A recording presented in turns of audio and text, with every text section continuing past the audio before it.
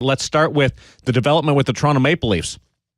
And Jonathan Bernier went through a spirited workout yesterday and by all indications came through it okay and was in the home net this morning during the pregame skate. And it points to the fact that it won't be James Reimer, it won't be Drew McIntyre.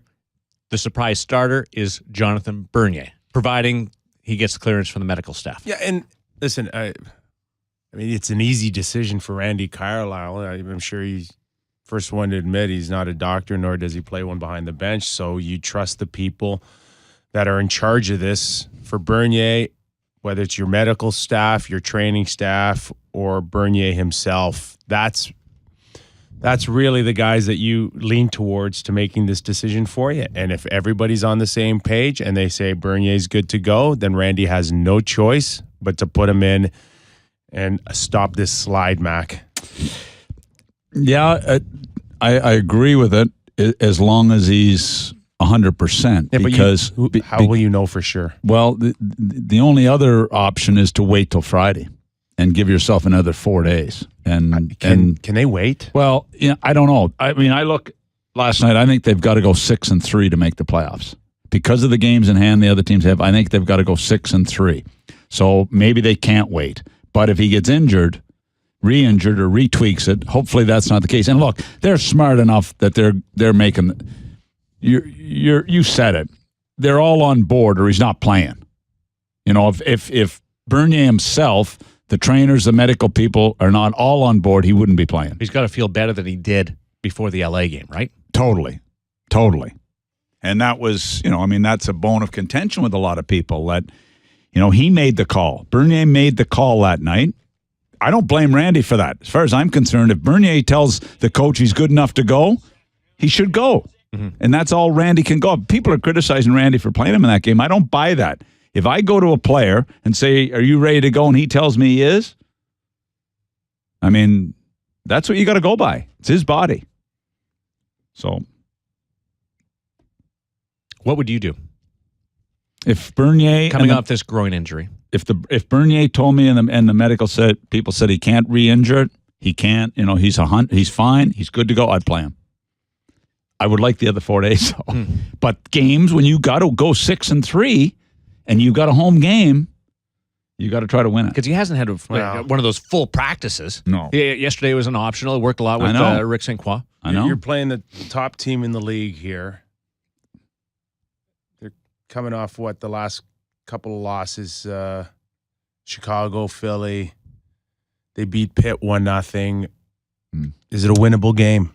That's the real question. In the back of your mind would say, there's is it 40-60 we're going to win tonight? Maybe we give them a rest here. Or but the problem is you've got to win your home. When you're looking at going 6-3, you got to win your home games.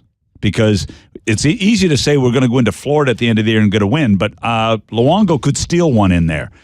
Bishop could steal one in Tampa. I mean, there's some tough games here. What frightens me the most, and I look at it from a different angle, is if you don't play Bernier tonight, and you lose, which is probably what would happen, then you've got to win 6 out of 8. Tough. And you definitely have to win on the weekend. So 6 gives you Philly 92 and Detroit points. Are a must. Yeah. 6 gives you 92 points, right? Yeah. Yeah. And look, like all Columbus have to do is go 6-5 almost. That's a big swing. If Columbus happened to go 7-4,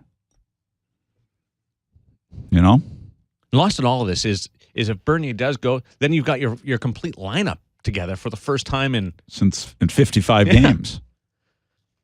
Yeah, exactly. So maybe it's all coming together at the right time for Toronto, or maybe it's a real sign of desperation. Well, it is, and you're under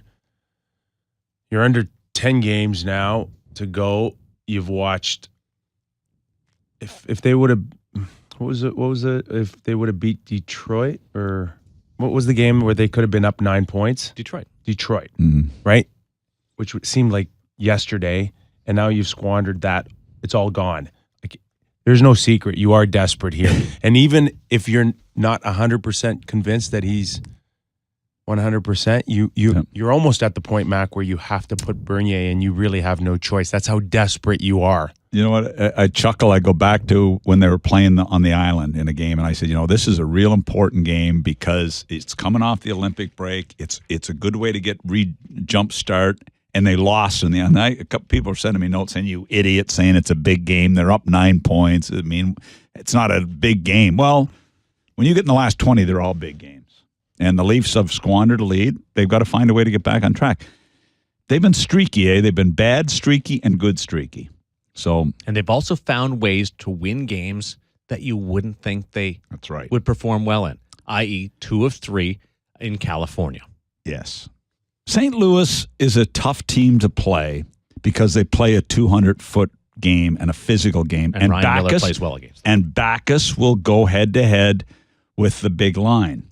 They're going to have to get secondary scoring tonight, and they're going to have to get power play goals. They're going to have to get a couple power play goals tonight to beat St. Louis. Doug Armstrong's going to join us in a little bit. The Blues general manager. You get your starting goalie back, and now if you're Randy, you still have to. You have to come in with some piss and vinegar. You're going to have to. Like the worst thing you can have now is a group that's already struggled now feel like, well, we're getting Bernier back.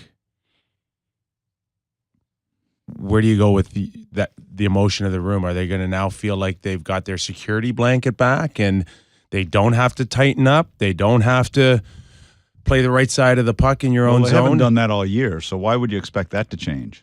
They have not done that except for a handful of games this year. So I don't think we're going to expect that to change. It wouldn't surprise me if he jolted the lineup a little bit somehow, tweaked it, took somebody off a line, made somebody a healthy scratch, something to send another message.